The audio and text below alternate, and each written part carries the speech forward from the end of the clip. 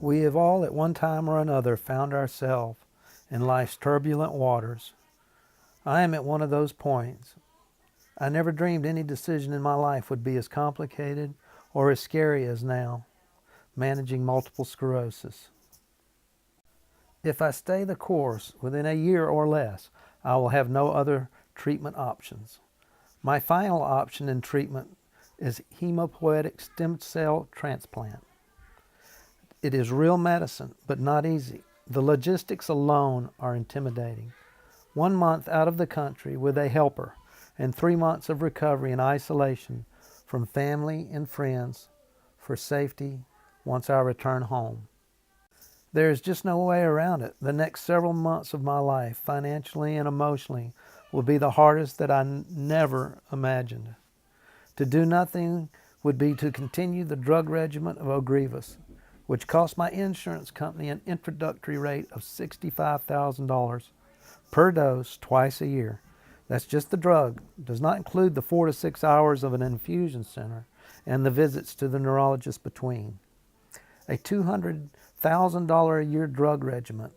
Over 10 years, I will be a $2 million customer. There is one other option. The Hemopoietic Stem Cell Transplant, also known as HSCT, has a 60% chance of halting MS at a one-time cost of $65,000. Why this is not available in the United States is a good question. My hope, my prayer, my goal is through my suffering somehow that others are able to have HSCT as an option early in their diagnosis instead of a drug regimen that has so far done nothing for me. The good news is HSCT is a low risk with high chance of success at a one-time cost of $65,000. The bad news is the insurance won't cover it. Something smells fishy, but this is a life or death proposition for me and not a vacation. Otherwise, the smell of fresh caught fish would be a vacation. Consider these numbers. 50,000 HSCTs performed yearly, mostly for cancer and other ailments, but not for MS except for in Israel, Russia, India, the Philippines, and Mexico. Why is another great question. HSCT for MS patients use their own bone marrow and not a donor's. It is safer by far. A less than 1% chance of death with a 90% chance of success for large groups of multiple sclerosis patients considered relapsing remitting. And for people who are like me, considered primary progressive, a 60% chance of success. 60% chance. These are just a few of the very impressive statistics that make HSCT a more than reasonable treatment for MS. When considering the last 5 years of my life, for it not to be a treatment option is unacceptable. It is also unacceptable for the 400,000 human beings in the United States or the 2.5 million worldwide that have MS to be denied this option. May God not allow these truths to stay hidden much longer. While speaking with others who claim HSCT has cured their MS, halted, and even saved their lives, I ask the question, I beg the question, what can I do to help? What can I do? They simply say, go get it done and join us, so you too can join in the chorus. The truth will set you free.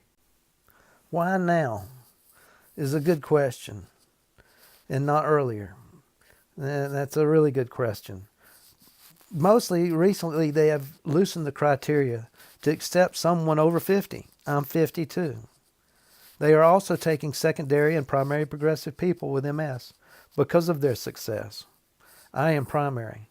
But the main reason is they are taking people who cannot walk but can transfer from chair to chair, which is not what they used to do. That's me today, but sadly not many tomorrows. And what if it fails? What if I don't succeed and it doesn't work? I have already failed, though my family, my dear family, has fought the good fight. We have been to California, the National Institute of Health in Bethesda, Maryland, Duke University on several occasions. I have seen not one, but 6 neurologists and 1 oncologist in just 5 short years. And sadly, though we have fought the good fight, I have failed. Though we have fought the good fight, my family says, "What have you got to lose? Keep trying." And then, of course, I say, well, look at what I've already lost. My job, my income, my strength, and a few of my many passions, such as guitar, canoeing, and just plain traveling. Today, my legs and arms and hands are quickly fading. The one thing I cannot afford to lose any more of, though, is time. Time is of the essence. I can't get HSCT if I can't transfer from chair to chair. I have a hard time accepting that I could be one flu bug away from not being able to do that. It's a now or never proposition. I will not get this opportunity again. God has truly blessed me by placing me in the center of some of the most amazing things. Starting with just the novel things of life, such as the ability and privilege to build tree houses for kind folks and their children, and then the time and the ability to build one for my children. I have trained a wild hawk named Lucy and a wild owl named Annie, along with her 20 owlets over a period of 12 years, who has been a part of our family, and been allowed to share a beautiful backyard that has come to represent something I dreamed of for more than half of my life. And then the not so novel things in life.